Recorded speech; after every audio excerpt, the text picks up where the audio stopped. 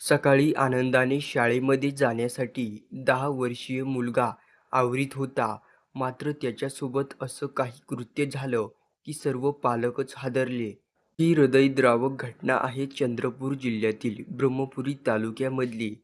जेव्हा 10 वर्षाचा छोटा मुलगा शाळेत जाण्यासाठी सकाळी 7 वाजता आनंदाने उठला आणि त्यानंतर शाळेत जाण्याची घाईगडबड आणि गणवेश घातला.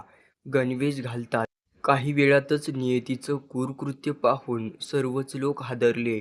गणवेश घातला आणि मुलगा थेट जमिनीवर कोसळला. त्यानंतर पालकांनी ताबडतोब हॉस्पिटलमध्ये नेण्यात आला. हॉस्पिटलमध्ये नेल्यानंतर डॉक्टरांनी मृत घोषित केलं. हृदयविकाराच्या झटक्याने या मुलाचा मृत्यू झाल्याचं प्राथमिक माहितीमध्ये समोर येत आहे.